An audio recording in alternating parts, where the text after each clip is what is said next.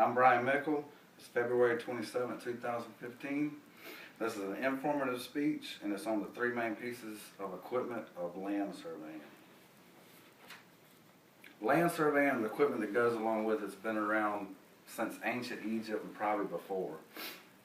It was essential and established in the U.S. borders, and also essential and established in the way the states look nowadays.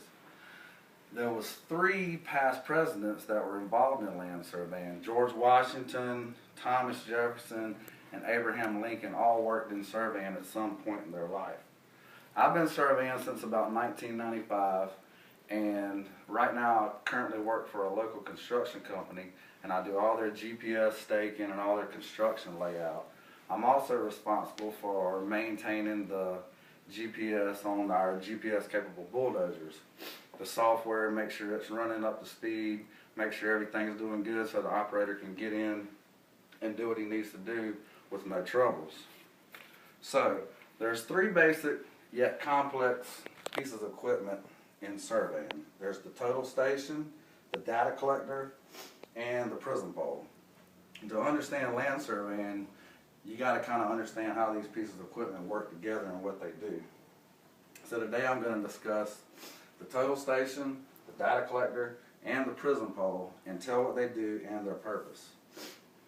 First of all, I consider the total station to be the backbone of any survey.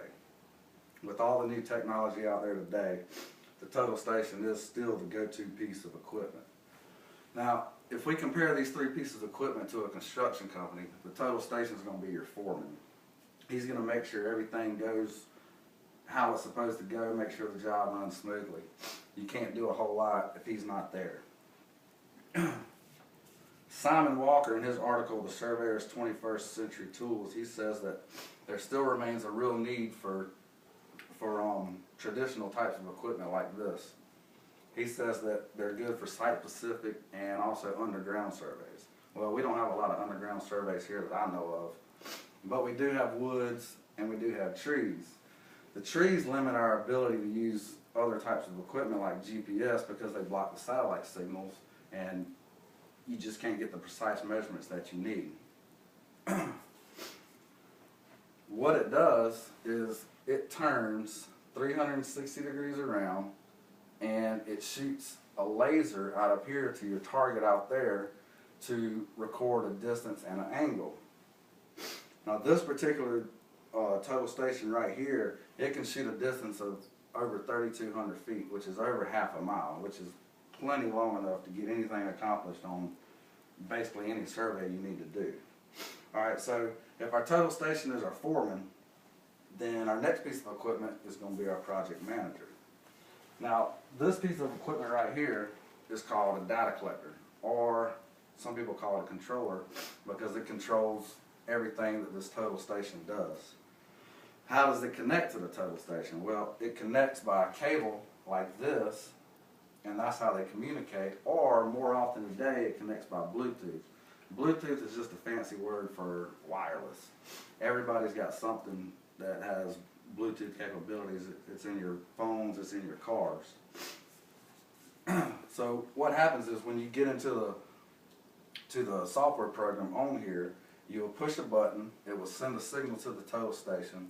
The total station will send a signal out to your target, it sends it back, it comes in here and it records it as a distance and an angle. Mary Monroe in her article Surveying the Land says that the readings only take seconds. The computer does all the calculations for you and you can transfer it to the office or you can save it for later processing.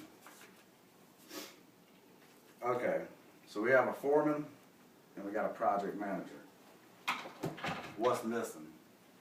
A laborer. You got to have a laborer to get all your work done that nobody else wants to do.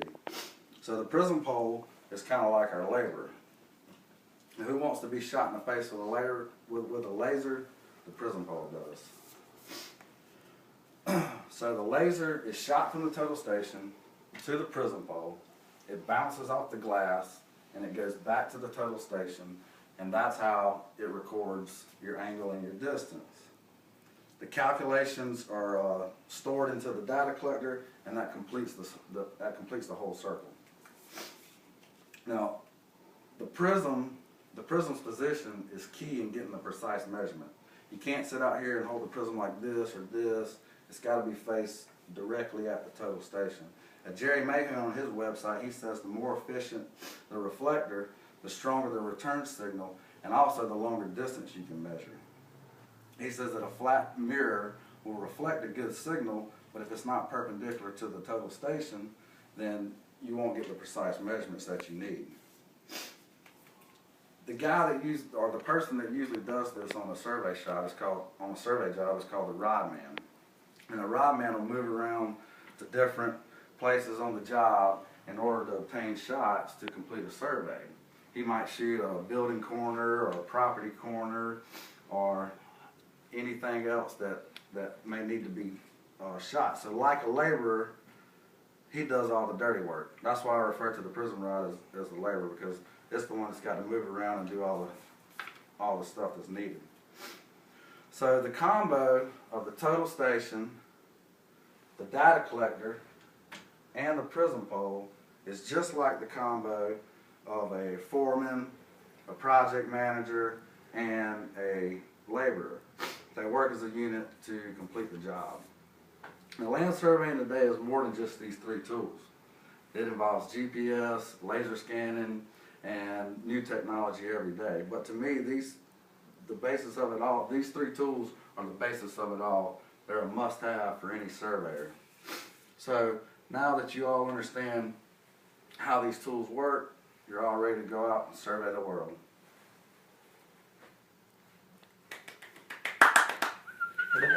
What was it?